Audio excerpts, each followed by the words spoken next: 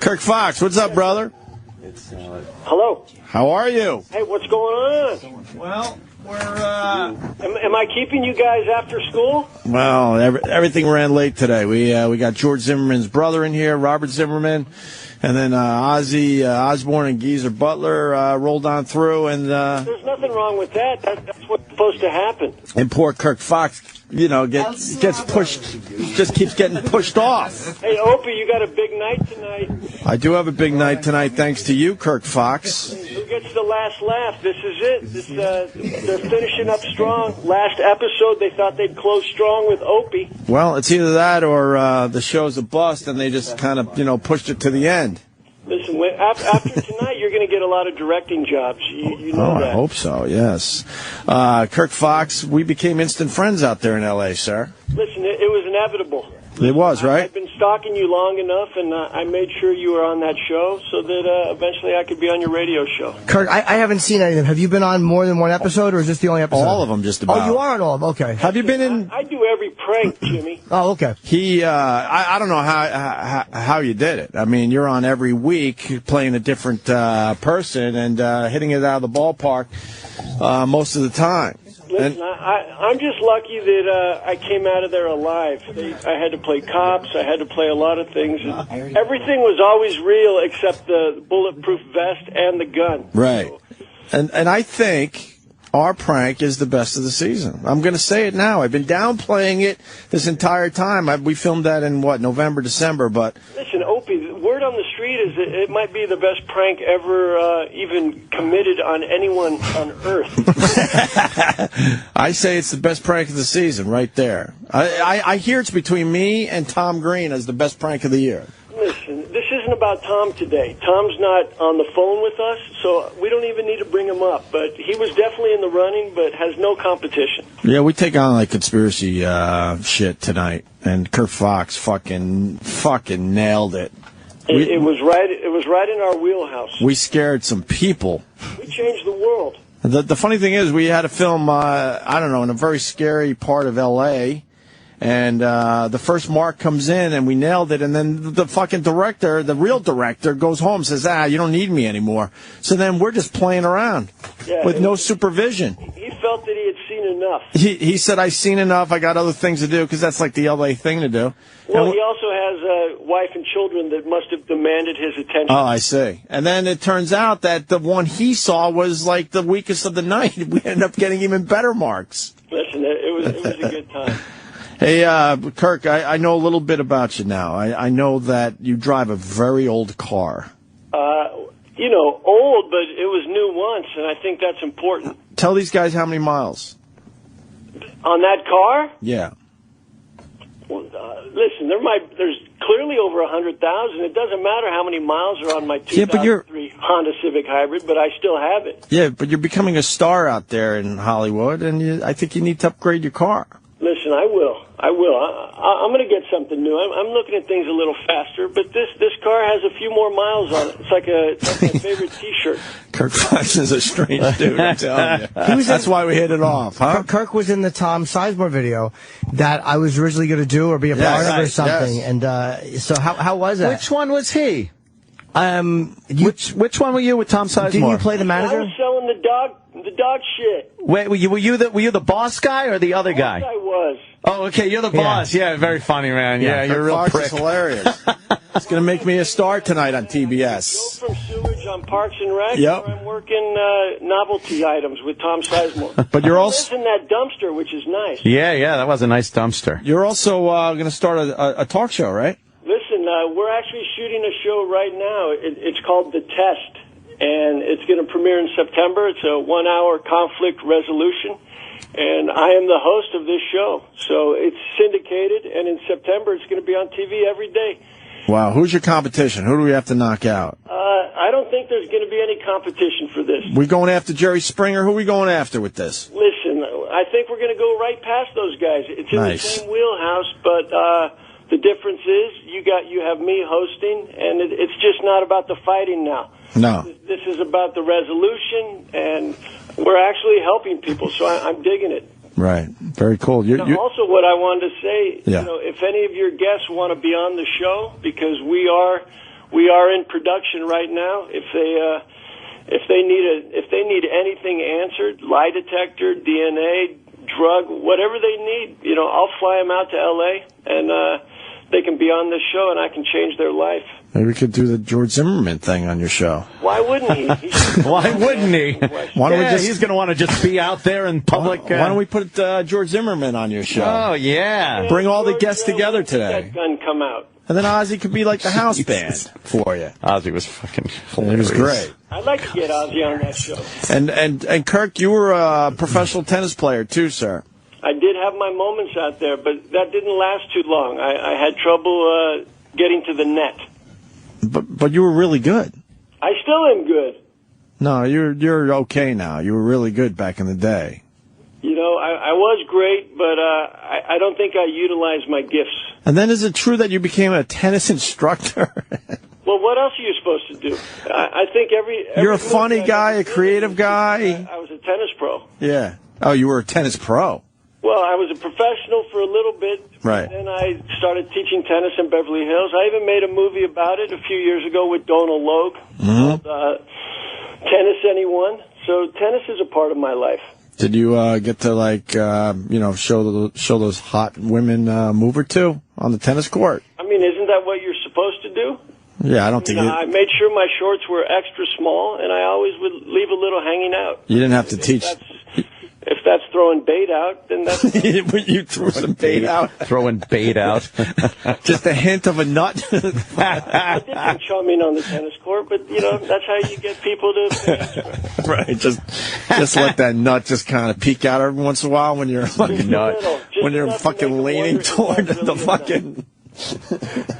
I want to be on your prank show. I have an idea for a good prank. Oh, yeah. I have a good idea. We're past the prank shit. That prank show's done, Jimmy. We're done, man. Be on the test and come out here and let's find out if you have some children. Wait, aren't you? The test. You're not doing another prank show? No. This is like a fucking helping people type show. But the prank show, we're making people miserable. 1 hour conflict resolution. Right. And that's what we're shooting. I think we're confusing people. The season finale of Who Gets the Last Laugh tonight with Kirk Fox, and my episode is 10 o'clock. I'm looking forward to it. The new show, Jim, is called The Test. Right. If you want, you can go to thetesttv.com and get a feel for what it is. And if you really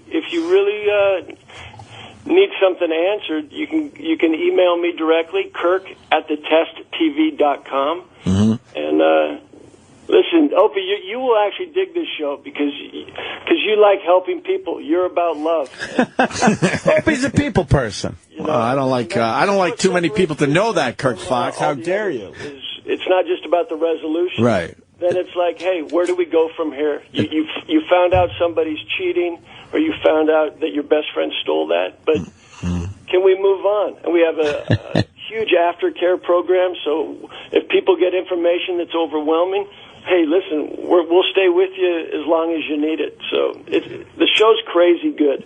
Oh, so you're going to be one of those shows that actually stays with the people and not, as soon as the cameras are off, you throw them back on that Greyhound bus back to that lousy fucking town they're from? Exactly. They can still go back to that lousy town, but... But you're going to be there for them. Maybe. It's all about the love. Someone's going to be there for them. Yeah. The show's really actually changing lives, so... Well, you didn't show any love on the prank show, man. No. You really made people feel fucking bad and miserable about themselves. He has the ability... I was happiest then, but I've changed. You've changed, huh? He has that ability to not... hold off. Like some people, once the people start getting uncomfortable, you pull back and you're like, I can't do this anymore. He just barrels ahead. Well, when I do a prank, I want people to think that their life would be better if they weren't living. I actually got a talking to, because when we were filming this, the guy pulls me aside and said, "You're way too happy that these people are scared shitless." Oh, really? The guy goes, "There's a balance. Obviously, you gotta pop in, and put it over the top, but you got to play it just right. They're like, you were way too into the fact that these guys are fucking. Yeah. Opie, you weren't happy till there were tears. Yeah. Because at one point, and I don't even know if they're going to use it. I'm like pointing, and screaming at them, and they're like, whoa, way over the top. You're like, no, not over the top enough yet. Right. It's good about Opie when he does a prank. It becomes about him. Does it? Does it really? It's no longer about the victim. Yeah. I flew to L.A. Let me show you something. Yeah, I loved it. I really enjoyed doing the show. We'll see how it works in the tonight, huh? And we'll see if I win, man, because I'm up against what? Paul Rodriguez and Russell Peters tonight. Oh, come on. You can't fail with them. Yeah. Well, my prank is a good one. Oh, Jimmy, yes, your prank. I want to do a prank show. Let me hear what your prank is, Jimmy. Jeez. For the second season of Who Gets the Last Laugh. Yes, that's what I'm saying. If they pick up the show for next year. It's where we tell a family, hey, you have won free dinner in a restaurant, but you must dine this evening. So when family goes to a restaurant, and they have their free dinner. You rob them? No. But the way you do, though, you give them a bill, and you say, no, your free meal in restaurant was not tonight. And they go, hey. Oh. And then when they get home, you've burned down their house. And they come down and their house is in flames. See, I didn't see that coming. No, but then the joke is that we've moved your furniture to another home. So the furniture's saved? We're into an apartment somewhere. What's great is an apartment. The fireman that just comes in and just, robs them. Or charges them money right there to put the fire out. Yeah. I see something here. Burn their house down. Yeah, and then say, hey, you got to pay us before we turn this hose on. Food in your stomach. So you would let a nut slip out on the tennis court just to kind of do a little chumming, huh? Well, listen, chumming. You got to do what you got to do. Chumming. And I listened to you on the Jay Moore podcast, and I texted you, obviously, about it, but I want to say it on the air. Your dad was a very unique individual, sir. Bamboo Ben. Bamboo Ben would just... From heart. He would just wander the beach out there. Well, listen, he was going in the same direction every morning. He wasn't walking in circles, but he would do 3 miles every morning in the deep sand, and every couple hundred yards he'd reach for the heavens and say Raya, and he'd have a couple hundred people following him, and he was my Forrest Gump. Right. Yeah, the guy actually had followers from just walking around the beach day after day. Not just on Twitter. I mean, he had the real ones, not the goofy ones that we all have. Real followers that believed in Raya. Like Forrest, yeah, like when he was running. Which is air backwards, obviously. Your dad was all about the air backwards. Every morning he'd wake up and he'd say, "Isn't it wonderful?" And we'd say, "What is so wonderful?" And he'd say, "When we as Earth planet travelers become aware of our relativity with the great universal life force." That was his morning chant, and it fired up the world. Yeah. Sounds like drivel. One nut was out, so people. He was chumming too. Why wouldn't you? A little chumming. Why wouldn't you? Hey, you shaved the mustache. I had to clean it up a little. Yeah, you were known for the mustache for a while there, Kirk. Listen, when you're doing a conflict resolution, you can't have a mustache. You can't look like a cop or a pedophile. That's definitely, I was going to say cop or, pedophile. Yeah. Or porn star. Definitely porn star. But I do miss the stash. Yeah. You look like you could grow one back in like a week, right? No kidding. No, it's gone. Once mine left, it seems to, it's so pissed. It's just it won't come back. Some pseudo ancient Asian guy mustache comes back, but that's about it. Yeah, you had your chance. Why'd you shave me? You rule. When are you going to be in New York, Kirk? I will come out there late August or September to launch the test. All right, you come on then, man. I mean, we're trying to push this friendship forward, me and you. This is good. This is a good one, Listen, if it goes well, I will move there and just live with you. I don't give a shit. Well, all right. What the hell? Sure. Opie, you said I could have your couch. I did say that. Save you some money. All right, hey, now listen, have your listeners go to thetesttv.com. We're promoting Who Gets the Last Laugh. Oh, We're man. doing both. We are. Yeah. All right, fair enough. You had the best prank on Who Gets the Last Laugh tonight at 10 o'clock on TBS. Perfect. Okay, now we can talk about the test. And I have another prank. Oh, Jimmy. Would you like to hear one more prank? It's a good one. You got your own radio show now. Just keep pranking. I wanted. It's like where you go out. We stand outside of a supermarket, and we say to a woman, "Miss, I've been banned from this supermarket. May you purchase me some oranges?" And then she goes in, and the whole staff and like 300 customers are in on it. Oh, wow. And they say they all have carts full of oranges. Yeah. And then she's looking, and the orange crate is empty. And she says, "I have to purchase oranges." And they all say, "Ma'am, we have no oranges for you." Wow. Whoa. Wait for the twist. Is there a twist, Jim? Yeah, she has scurvy. Her teeth are falling out, clanking on the floor. No, the twist is that she comes back out and says, "I'm sorry, I wasn't able to purchase you any oranges." And then we hit her in the leg with a pipe. Jesus. That's not bad. That's not bad. Needs a little tweaking. Not bad. I think a little tweaking, it'll be perfect. Now, if 300 people, your budget's getting high. Yeah, that is. There's a lot of oranges. I know, but they're all celebrities too, like Schwarzenegger and Sandra Bullock. It's just we get the biggest stars in Hollywood. Oh, that is good. It could happen. It sounds like it's got legs. Yeah. Except they're getting cut off. And they're getting pummeled with the pipes. That's good. I like it. I'm suspicious about the test there, Kirk Fox. The little I know about you. There's no twist here, huh? You're really helping people? I am really helping people. There is no twist here. It's people. I'm telling you, people are coming on at a pivotal point in their life.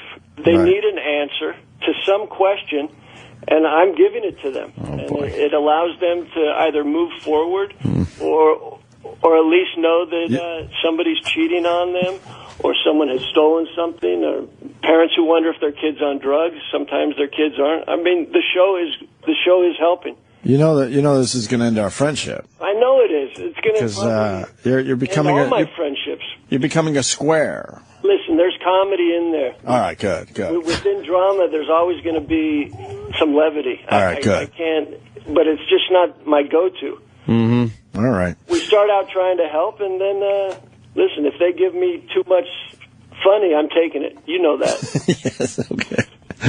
All right, we're out of here for today, Kirk. Thanks for waiting, man. All right, I'll see you when I'm in New York, all right? That sounds great. Kirk Cool, Fox. man. What's the Twitter? Kirk Fox, of course. I follow you. Yeah, or go to thetesttv.com. All right, we'll do that. Bye, Kirk. Thank you, brother. See you guys. See you, Jimmy. Take care, I can't buddy. wait to do your pranks. Yes, I have many more. He does. Let me just get a bat out of my closet. Yeah. Yes. Bye, guys. Love All right, Jimmy's Kirk pranks. Fox. They're very good, aren't they? They're great pranks, Jimmy. You're made for that. Pounding people's The legs. with Juggler pipes, is a good one. Burning their houses down. I like it. We'll find out about the juggler tomorrow. Yeah. That's a good one, though. Yeah, good. Good for you. I'll just tell you real quick. It's where you call up for a juggler for a party. Yeah. And the guy gets there, and he's got all kinds of crazy makeup, and they go, "Can you juggle?" And he goes, "Oh, I thought you wanted to juggalo. I'm an insane Clown Posse fan." And the kids were all disappointed.